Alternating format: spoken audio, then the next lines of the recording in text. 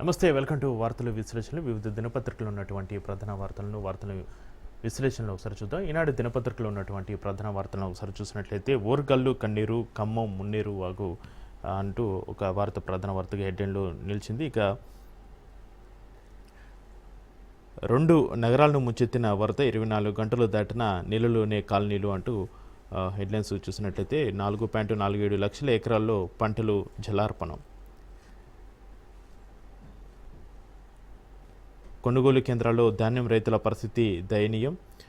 రాష్ట్ర వ్యాప్తంగా 12 మంది మృతి, 4 గల్లంతు. కొనుగోలు కేంద్రాల్లో వడ్లు వర్షాలకు కొట్టుకుపోవడంతో రైతులు దుఃఖం. పల్లె పట్టణం అనే తేడా లేకుండా రహదారులన్నీ ధ్వంసమయ్యాయి. ఇక రైతుల దుఃఖం వర్ణించలేనిది. చారిత్రక ప్రసిద్ధి పొందిన వరంగల్ నగరాన్ని చుట్టూ ఉన్న చెరువులు, వాగుల వరద చుట్టుముట్టగా ఖమ్మం నగరాన్ని మున్నేరు ముంచేసింది. నల్గొండ జిల్లాలో డిండి ప్రాజెక్టు వరదతో 1000 ఎకరాల్లో పంటలు నీట మునిగిపోయాయి. ఈ తుఫాను భారీ నష్టాన్ని మిగిలిచిందని చెప్పాలి. ఇక ఓరుగల్లు గొల్లుమంది, ఇక ఖమ్మం కొద్దిరైంది. ఉమ్మడి నల్గొండ జిల్లా వణికిపోయింది.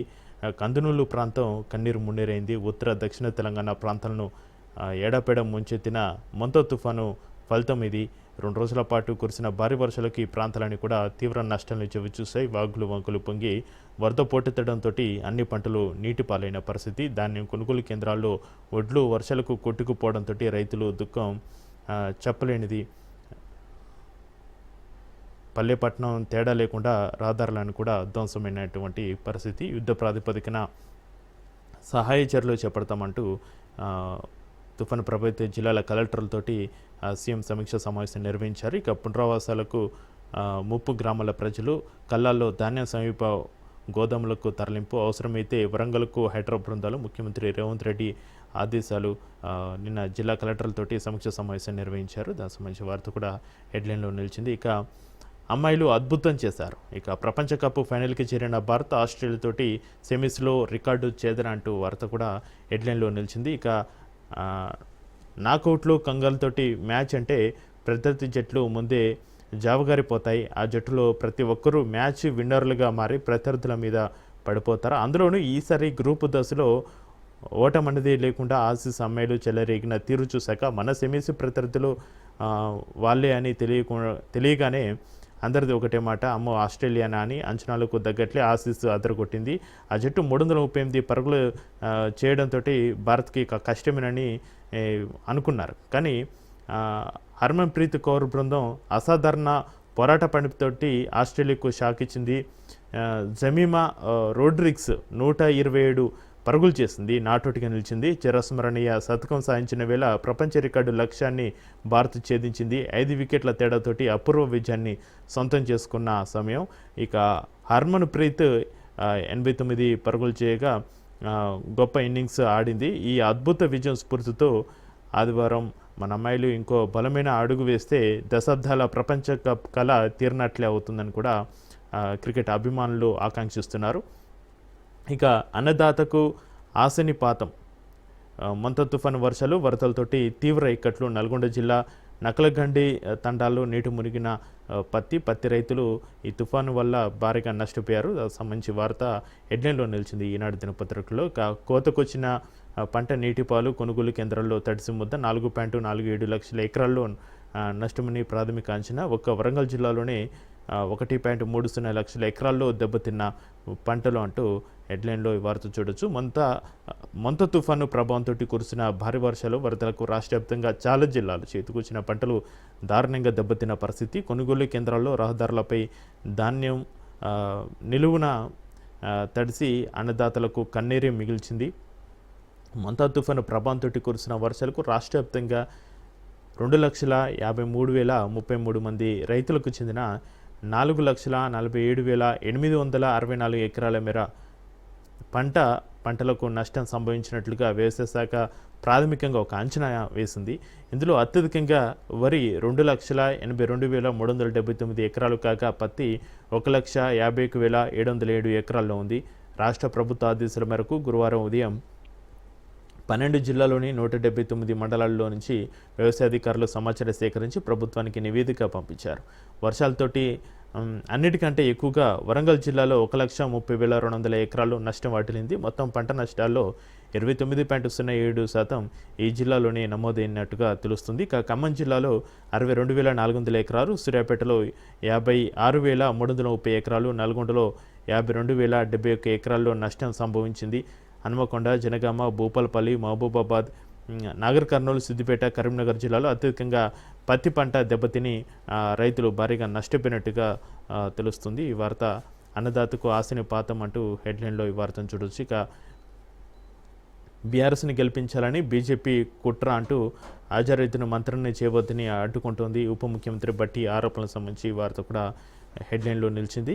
ఏదో ఒక రకంగా బీఆర్ఎస్ను గెలిపించాలని కుట్రలో భాగంగా హైదరాబాద్ బిడ్డ అజారుద్దీన్ను మంత్రివర్గంలోకి తీసుకోకుండా అడ్డుకోవాలని బీజేపీ ప్రయత్నిస్తుందని ఉప ముఖ్యమంత్రి బట్టి విక్రమార్క ఆరోపించారు. వారు నిన్న గాంధీభవన్లో ఆయన మీడియాతోటి మాట్లాడుతూ దేశానికి పేరు ప్రఖ్యాతులు తెచ్చిన క్రీడాకారుడు అజారుద్దీన్ మంత్రివర్గంలోకి తీసుకోవద్దని ఈసీకి బీజేపీ విజ్ఞప్తి చేసిందని వారు చెప్పడం జరిగింది. ఇక డిసెంబర్ తర్వాత మరో 2 బెర్తులు భర్తీ పీసీసీ అధ్యక్షుడు మహేష్ కుమార్ గౌడ్ వెల్లడి. పోటెత్తుతున్న ప్రాజెక్టులు ఎల్లంపల్లి, ఎస్ఆర్ఎస్పీ, శ్రీశైలం సాగర్లకు రికార్డు స్థాయిలో ప్రవాహాలు వస్తున్నట్టుగా వార్త కూడా హెడ్లైన్లో మనం చూడొచ్చు. ఇక మైనారిటీ ఓట్ల కోసమే అజారుద్దీన్కు మంత్రి పదవి, కేంద్ర మంత్రి కిషన్ రెడ్డి ఆరోపణ. మాకు జీతాలు 12,000 ఇస్తున్నారు, పెంచేలా చూడండి అంటూ ఉప ఎన్నికల ప్రచారంలో కిషన్ రెడ్డిని కోరుతున్న పారిశుద్ధ కార్మికులు. అయితే మైనారిటీ ఓట్ల కోసమే ఎమ్మెల్యే కానీ అజారుద్దీన్ని కాంగ్రెస్ ప్రభుత్వం మంత్రిని చేస్తుందని కేంద్ర మంత్రి కిషన్ రెడ్డి నిన్న ప్రచారంలో చెప్పడం జరిగింది. ఎన్నికల పోటీ ప్రాథమిక హక్కు కాదు, స్థానిక సంస్థల ఎన్నికల్లో 3 పిల్లల నిబంధనపైన పిటిషన్ను కొట్టివేసిన హైకోర్టు అంటూ మరో హెడ్లైను. ఇక బతికుండగానే మార్చురికి 15 గంటలు శవగారంలోని రోగి, ఆధార్ లేదని వైద్యం నిరాకరణ. మహబూబాబాద్ ఆసుపత్రిలో ఈ ఘటన చోటు చేసుకుంది. అయితే అతడికి ఏ ఆధారం లేదు, కాళ్ళ నొప్పులు, మూత్రపిండాల వ్యాధి పీడిస్తున్నాయి, అనారోగ్యం, పైగా సరైన తిండి లేక నీరసించి కొట్టుకుపోయిన దుస్తులతోటి సరిగ్గా నడవలేని స్థితిలో ఆసుపత్రికి వచ్చారు. ఆధార్ కార్డు తీసుకురాకపోవడంతో వైద్యం చేయబోమంటూ సిబ్బంది అమానవీయంగా వివరించారు. మాయమైపోతున్నాడమ్మా మనిషి అన్నవాడు, మంచుకైనా లేడు, మానవత్వం ఉన్నవాడు అన్న అందశ్రీ ఆవేదన భరిత పాటకు తార్కాణంగా నిలిచింది. మహబూబాబాద్ ప్రభుత్వ జనరల్ ఆసుపత్రిలో చోటు చేసుకున్న ఈ ఘటన చూస్తుంటే ఇక చికిత్స అందకపోవడంతో నీరసంగా శవగారం గది ముందు పడుకున్న వ్యక్తిని, అంటే మాచురి గది వైపు పడుకున్న వ్యక్తిని సజీవంగా ఉన్నాడన్న విషయాన్ని కూడా గమనించకుండా శవగారం వరండాలో ఉంచి తాళం వేసి వెళ్ళిపోయారు అక్కడ సిబ్బంది. ఈ ఉదంతం గురువారం వెలుడికి వచ్చిన పరిస్థితి. మహబూబాబాద్ జిల్లా చిన్నగూడూరు మండలం బయ్యారం గ్రామానికి చెందిన ఎల్దిరాజు ట్రాక్టర్ డ్రైవర్గా పనిచేస్తూ ఒంటరిగా ఉంటున్నాడు. అయితే ఇతను ఆరోగ్యం బాగలేదని వస్తే అక్కడ హాస్పిటల్లో ఇలాంటి పరిస్థితి వచ్చింది. అయితే వెంటనే అక్కడ అధికారులు స్పందించి అతనికి మెరుగైన చికిత్స చేయడానికి ముందుకొచ్చారు. అయితే అక్కడ సిబ్బంది పైన చర్యలు తీసుకోవాలని కూడా అక్కడ అధికారులు ఆదేశించడం జరిగింది. ఇక సాక్షి దినపత్రికలో ఏ వార్తలు ప్రధాన వార్తలు నిలిచాయో సాక్షి దినపత్రిక ఒకసారి చూద్దాం.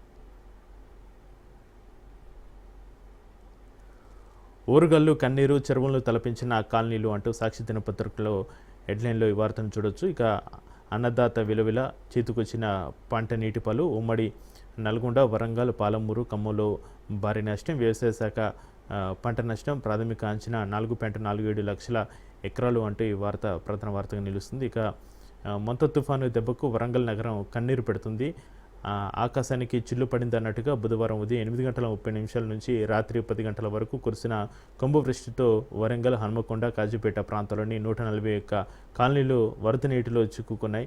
గురువారం కూడా కాలనీలు, రహదారులపై మోకాల్లోతు నీళ్లు నిలిచి ఉండడంతో జనజీవనం స్తంభించింది. ఇళ్లలోకి వరద నీరు చేరి నిత్యావసరాలు, విలువైన వస్తువులన్నీ కూడా తడిసిపోవడంతో ప్రజలు ఆకలి తప్పులతోటి అలమటించే పరిస్థితి ఏర్పడిన పరిస్థితి. ముప్పు బాధితులకు డిఆర్ఎఫ్, ఎస్జీఆర్ఎఫ్, పీజీఏఎఫ్టీ బృందాలు పడవల సాయంతో పునరావాస కేంద్రాలకు తరలించాయి. ఇళ్ల పైకప్పులపై తలదాచుకున్న వారికి డ్రోన్ల ద్వారా ఆహారం అందించారు. గురువారం సాయంత్రానికి వరద నీరు తగ్గిన బురద ఉండడంతో దుర్వాసనతో ప్రజలకు తిప్పలు తప్పలేదు. ఎస్ఆర్ నగర్లోని ఒక ఇంట్లోకి వరద నీరు చేరడంతో అనారోగ్యానికి గురై మంచులో ఉన్న వ్యక్తి నీటిలో పడి చనిపోయిన పరిస్థితి.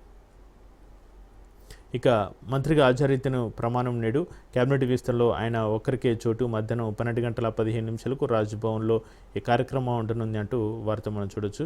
ముఖ్యమంత్రి రేవంత్ రెడ్డి తన మంత్రివర్గాన్ని శుక్రవారం విస్తరిస్తున్నారు. మాజీ క్రికెటర్ మహమ్మద్ అజారుద్దీన్ ఒక్కరినే కేబినెట్లోకి తీసుకొని ఉన్నారు. శుక్రవారం మధ్యాహ్నం 12:15 ఆయనతో గవర్నర్ జిష్ణుదేవ్ వర్మ రాజ్భవన్లో ప్రమాణ స్వీకారం చేయించనున్నారు. ఇందుకోసం ఏర్పాట్లు పూర్తి చేశారు. ఈ మేరకు గవర్నర్ కార్యదర్శి సిఎస్కు లేఖ రాసిన పరిస్థితి. గతంలో గోవాలో ఇలానే ప్రమాణ స్వీకారం ఏర్పాట్లు జరుగుతుంటే కేంద్ర ఎన్నికల సంఘం జోక్యం చేసుకుని ఆ కార్యక్రమాన్ని అడ్డుకున్నట్లుగా పేర్కొంది. ఇక బీజేపీ నేతల ఫిర్యాదుపై సుదర్శన్ రెడ్డి కేంద్ర ఎన్నికల సంఘానికి సమాచారం ఇచ్చారు. ఈసీ ఇచ్చే ఉత్తర్వులను అనుసరించి ఆయన కార్యాచరణ ఉండనుంది అంటూ మనం ఈ వార్త ప్రధాన వార్తగా చూడొచ్చు. ఈసీ ఉత్తర్వులను బట్టే ఇక జూబ్లీహిల్స్ ఉప ఎన్నిక నేపథ్యంలో మైనారిటీలను మచ్చిక చేసుకునేందుకే అజరుద్దీన్ ప్రభుత్వం మంత్రివర్గంలోకి తీసుకుంటుందని ప్రతిపక్షాలు ఆరోపిస్తున్న పరిస్థితి. దీన్ని అడ్డుకోవాలని ఇది ఎన్నికల ప్రవర్తన నియమాలని ఉల్లంఘించడమే అవుతుందని అనుకుంటున్నారు. అయితే మొత్తానికైతే ఆయనను కీలకమైన పదవికి అప్పగిస్తారా లేక మైనారిటీ సంక్షేమ శాఖతోటి సరిపుచ్చుతారా అనేది ఉత్కంఠ అయితే నెలకొని ఉంది. ఇక దేశ ప్రతిష్ట దిగజార్చిన వ్యక్తికి మంత్రి పదవి. జూబ్లీహిల్స్ ఉప ఎన్నిక ఉన్నప్పుడే ప్రభుత్వానికి మంత్రి పదవి ఇవ్వాలని గుర్తుకొచ్చిందా? మీడియా సమావేశంలో కేంద్ర బొగ్గు గనుల శాఖ మంత్రి కిషన్ రెడ్డి వ్యాఖ్యలు. దేశ ఖ్యాతిని చాటిన క్రీడాకారుడు అజారుద్దీన్ ఆయన్ను క్యాబినెట్లోకి తీసుకొని ఇవ్వకుండా బీజేపీ కుట్రలు చేస్తుంది. మీడియా సమావేశంలో ఉప ముఖ్యమంత్రి బట్టి విక్రమార్క అంటూ రెండు వార్తలను కూడా సాక్షి దినపత్రికల హెడ్లైన్లో చూడొచ్చు. ఇక 2 దశల్లో ప్రాణహిత చివ్యంలా. తొలి దశ కింద ఉమ్మడి ఆదిలాబాద్కు నీళ్లు, ఎల్లంపల్లి ప్రాజెక్టుకు నీళ్లు తరలించి కాళేశ్వరం ప్రాజెక్టుకు సరఫరా. మలి దశ కింద ఉమ్మడి రంగారెడ్డి జిల్లాకు సానీటి సరఫరా పనులు. రాష్ట్ర ప్రభుత్వ కీలక నిర్ణయం మంత్రివర్గం ఆమోదించాక డిపిఆర్ రూపకల్పన అంటూ హెడ్లైన్లో మనం వార్త చూడొచ్చు. అయితే డాక్టర్ బిఆర్ అంబేద్కర్ ప్రాణిత చివెల సుజల స్రవంతి ప్రాజెక్టును 2 దశల్లో విభజించి ముందుగా తొలి దశ పనులను మాత్రమే పునరుద్ధరించాలని రాష్ట్ర ప్రభుత్వ కీలక నిర్ణయం తీసుకున్న పరిస్థితి. పాలమూరు రంగారెడ్డి ఎత్తిపోతల పథకానికి జస్టిస్ బ్రిజేష్ కుమార్ నేతృత్వంలోని కృష్ణా ట్రిబ్యునల్ 2లో భవిష్యత్తులో జరిపే నీటి కేటాయింపుల ఆధారంగా 2వ దశ ప్రాజెక్టు కింద ఉమ్మడి రంగారెడ్డి జిల్లాకు సానీటి సరఫరా చేసే పనులు చేపట్టాలా వద్దా అనే అంశంపైన భవిష్యత్తులో నిర్ణయం తీసుకున్నది. పాలమూరు రంగారెడ్డి డిండి ఎత్తిపోతల పథకాలకు కలిపి మొత్తం 120 టీఎంసీల జలాలను కేటాయించాలని ట్రిబ్యునల్ను రాష్ట్రం కోరింది. ఇక ఉమ్మడి ఏపీలో ప్రాణహిత జీవంలో ప్రాజెక్టు కింద ఉమ్మడి రంగారెడ్డి జిల్లాలో ప్రతిపాదించిన ఆయకట్టులో అధిక భాగాన్ని తెలంగాణ ఏర్పాటైన తర్వాత పాలమూరు రంగారెడ్డి ప్రాజెక్టు కింద ప్రతిపాదించారు. ఈ నేపథ్యంలో పాలమూరు రంగారెడ్డి ప్రాజెక్టుకు ట్రిబ్యునల్ సరిపడా నీళ్లను ఇక తొలి దశ కేటాయిస్తే ఉమ్మడి రంగారెడ్డి జిల్లాకు ప్రాణహిత జీవంలో ప్రాజెక్టు ద్వారా నీళ్లను తరలించాల్సిన అవసరం ఉండదని ప్రభుత్వం భావిస్తుంది. ఇక తొలి దశ కింద గోదావరిపై తుమ్మడిహట్టి వద్ద బరాజు నిర్మించి నేరుగా ఉమ్మడి ఆదిలాబాద్ జిల్లాకు సాగు తాగునీటి సరఫరా చేసే పనులకు ప్రాధాన్యత ఇవ్వాలని ప్రభుత్వం నిర్ణయించింది. దీంతో పాటుగా తుమ్మడిహట్టి నుంచి ఎల్లంపల్లి ప్రాజెక్టుకు నీళ్లను తరలించి కాళేశ్వరం ప్రాజెక్టులోని వివిధ విభాగాలకు నీటి సరఫరా చేయాలని నిర్ణయించింది. ఇక తుమ్మడిహట్టి నుంచి 71.5 కిలోమీటర్ల దూరంలోని మైలారం వరకు గ్రావిటీ కాలువ నీళ్లు సరఫరా కానున్నాయి. ఇక్కడ పంప్ హౌజ్ నిర్మించి నీళ్లను నేరుగా ఎల్లంపల్లి ప్రాజెక్టుకు ఎత్తిపోయాలనే ప్రతిపాదనను ప్రభుత్వం పక్కన పెట్టి తక్కువ ఖర్చు అయ్యే ప్రత్యామ్నాయానికి ఎంపిక చేసింది.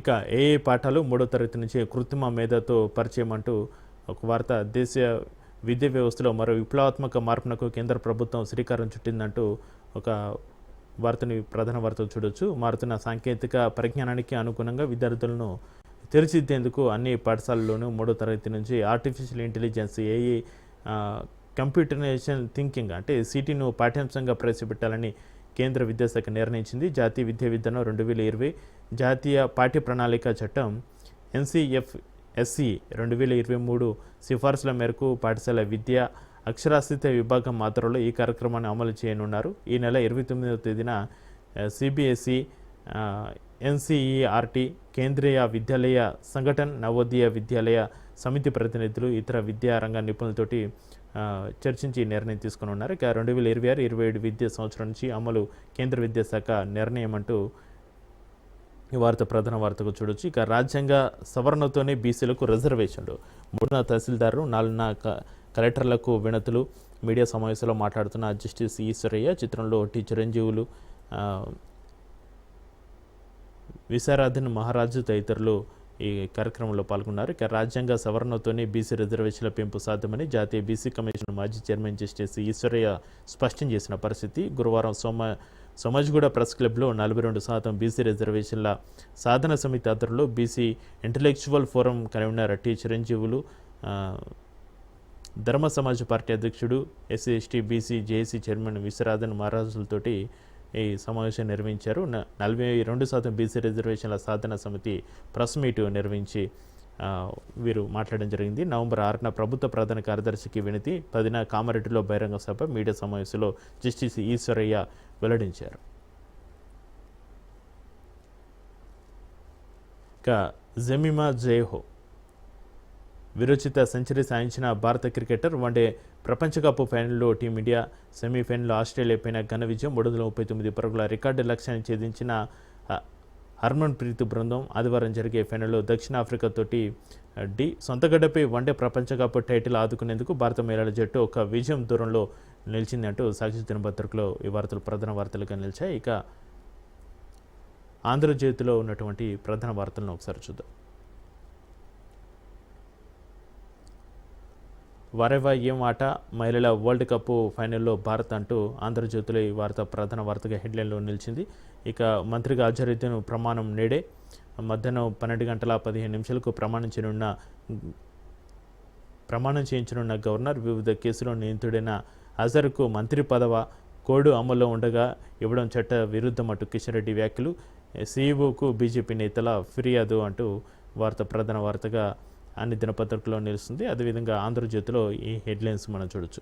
బీజేపీ బీఆర్ఎస్ కుట్రలు, అజరుద్దీన్ను క్యాబినెట్లోకి తీసుకొని ఇవ్వకుండా యత్నాలు, ప్రమాణం చేయించకుండా గవర్నర్పై ఒత్తిడి, బీఆర్ఎస్కు లాభం కోసమే దేశానికి కీర్తి తెచ్చిన క్రీడాకారుడు అజరుద్దీన్ను అడ్డుకుంటారా? రాజస్థాన్లో ఒక ఉప ఎన్నికకు ముందు ఏకంగా అభ్యర్థిని మంత్రివర్గంలోకి బీజేపీ తీసుకుంది. డిప్యూటీ సీఎం బట్టి విక్రమార్క వ్యాఖ్యలను కూడా ఒకవైపు మరోవైపు హెడ్లైన్లో తీసుకోవడం జరిగింది. ఇక మావోయిస్టు డంప్లో 400 కిలోల బంగారం, భారీగా పసిడి నిల్వలు ఉండొచ్చని అనుమానాలు, కోవిడ్ సమయంలో పుత్తడి రూపంలోకి నగదు మార్పు, బంగారం నిల్వలను గుర్తించడంపై నిఘా వర్గాల దృష్టి, డొల్లా కంపెనీలు బ్యాంకు ఖాతాలో భారీగా నిధులు 400 కోట్ల వరకు ఉన్నట్లుగా అంచనా అంటూ వార్త హెడ్లైన్లో నిలిచింది. ఇక ఆపరేషన్ కగార్ తర్వాత మావోయిస్టు అగ్రనేతల నుంచి సాధారణ దళ సభ్యుల వరకు లొంగుబాటు బాట పట్టారు. ఇక మావోయిస్టులు భారీ సంఖ్యలో లొంగిపోతున్న క్రమంలో వారు సేకరించిన కోట్ల నగదు ఎక్కడ, ఎవరి ఆధీనంలో ఉంది, డంపుల సంగతి ఏంటి అనే విషయాలపైన నిఘా వర్గాలు దృష్టి సారించగా విస్తుపోయే విషయాలు వెలుగులోకి వస్తున్నట్లుగా తెలుస్తోంది.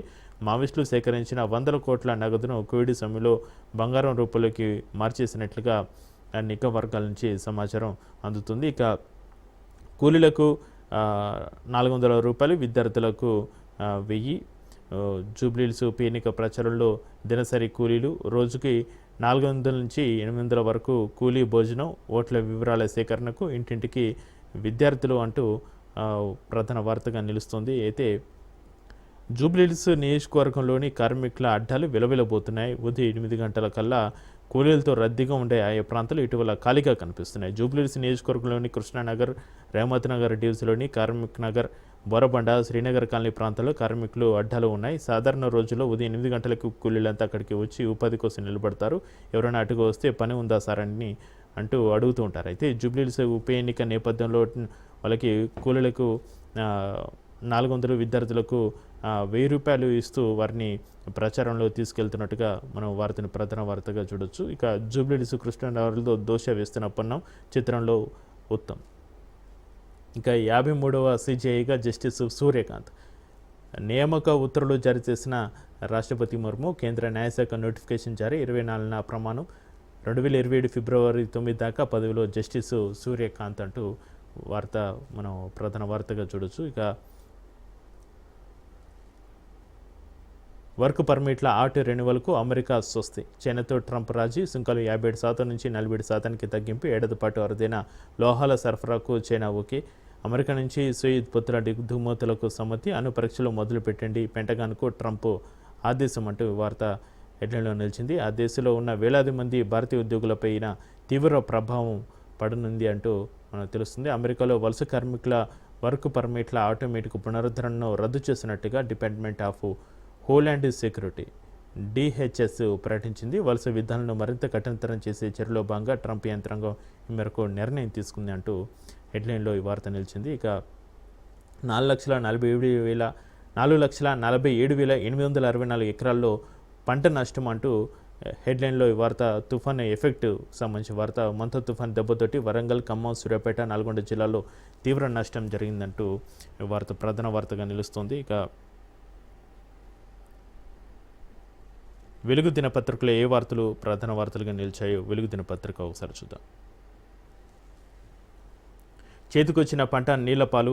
2.82 లక్షల ఎకరాల్లో వరి, 1.51 లక్షల ఎకరాల్లో పత్తి డ్యామేజ్. ప్రధానంగా 12 జిల్లాల్లోని 179 మండలాల్లో తుఫాను ప్రభావం అంటూ వెలుగు దినపత్రికలో చేతికొచ్చిన పంట నీళ్లపాలు అంటూ వెలుగు దినపత్రికలో ఈ వార్త ప్రధాన వార్తగా నిలుస్తుంది. అయితే అన్నదాతకు అండగా ఉంటామంటూ తడిసిన వడ్లను సమీపంలోని గోదాములు, మిల్లులకు తరలించండి, అవి అందుబాటులో లేకుంటే ఫంక్షన్ హాల్లోకి షిఫ్ట్ చేయండి అంటూ అధికారులకు సీఎం రేవంత్ రెడ్డి ఆదేశాలకు సంబంధించి కూడా వెలుగు దినపత్రికలో హెడ్లైన్లో ఈ వార్త చూడొచ్చు. ఇక ఫైనల్కు ఇండియా, సెమీస్లో ఆస్ట్రేలియాపై ఉమెన్స్ టీం గ్రాండ్ విక్టరీ అంటూ హెడ్లైన్.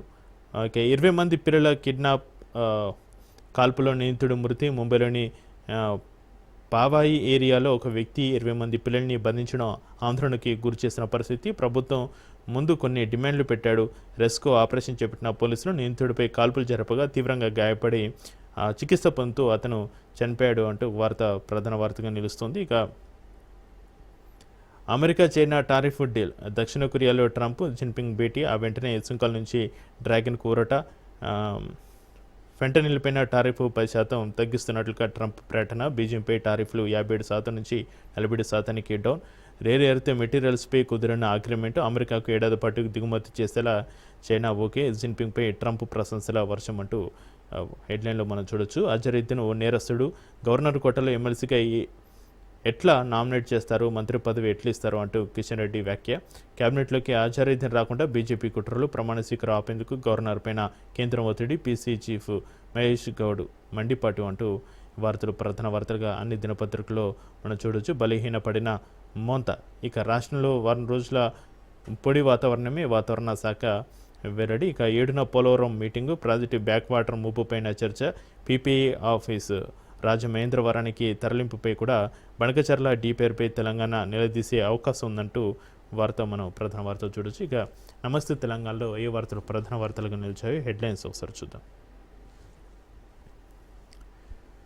కాంగ్రెస్ గుండాగిరి. బీఆర్ఎస్ నేతలు కార్యకర్తలపైన నవీన్ యాదవ్ సోదరుడి దౌర్జన్యం అంటూ వార్త ప్రధాన వార్తగా నిలుస్తోంది. అయితే జూబ్లీహిల్స్లోని వికాసుపూర్లో గురువారం సాయంత్రం బీఆర్ఎస్ బృందం పైన కాంగ్రెస్ గుండాలు జరిపిన దాడికి సంబంధించి పోలీసులకు వివరిస్తున్న ఎమ్మెల్సీ తాతా మధు నాయకులు. కాంగ్రెస్ అరాచకంపై చర్యలు తీసుకోండి, బీఆర్ఎస్ను ఖతం చేస్తామనడం దుర్మార్గం, కోడ్ ఉల్లంఘనను సీరియస్గా పరిగణించండి, ఎలక్షన్ కమిషన్కు బీఆర్ఎస్ ఫిర్యాదు అంటూ వార్త ప్రధాన వార్తగా హెడ్లైన్లో నిలిచింది. ఇక